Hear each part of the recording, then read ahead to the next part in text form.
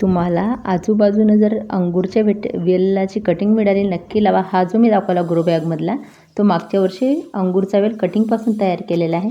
पण अशी जास्त वेल करून आता काय करायचं, कारण आपल्याला तर जागा खूप शेत असं नाही आहे. आपण हे गच्चीवर बाग उभारलेली आहे, त्याच्यामुळं आपल्याला गच्चीवर झाडं लावायची आहे. म्हणून मी अजून तुम्हाला एक पद्धत दाखवते.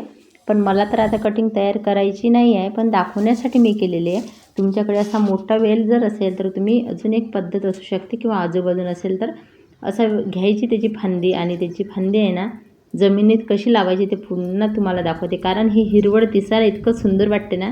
फळं येण्याच्या पहिले तर मला ह्या वेलच खूप आवडला, कारण खूप छान हिरवळ पसरते जेव्हा वेळ मोठा होतो.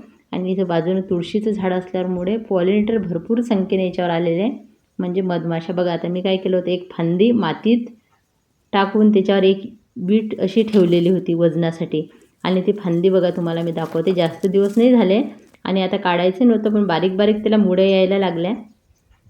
बघा अशा पद्धतीने त्याला खाली तुम्हाला जे दिसते पांढऱ्या पांढऱ्या, बघा ह्या त्याला मुळे आलेल्या आहे. आणि आता पण मी ह्या काढून टाकते, कारण मला हा वेल पाहिजे नाही. पण तुम्हाला मी दाखवण्यासाठी दाखवते की बघा किती सोपी पद्धत असू शकते. एखादी जाड फांदी असेल ना, त्याच वेलाची ती मातीत टाकायची आणि त्याच्यावर एखादी ईट वगैरे ठेवायची. खूप सोपी पद्धत आहे. एक नजर आपल्या बागेचा बघून घेऊया. खूप सुंदर वाटते आता, कारण पक्ष्यांची गर्दी इतकी वाढली आहे बागेमध्ये. काही पक्ष्यांनी ते खालच्या बागेमध्ये घरटे बनवले आहे ना, त्यांच्यासाठी ते छोटे छोटे किडे वगैरे शोधून नेत असतात. बघा इथे प्रत्येक कुंडीमध्ये ते असे फिरताना दिसत आहे मला. आणि अशा पद्धतीने ते त्यांच्या पिल्लांसाठी असे काही काही गोष्टी शोधून नेत आहेत. ते बघण्यामध्ये खूप आनंद होते. माहिती आवडली असेल लाईक करा नक्की.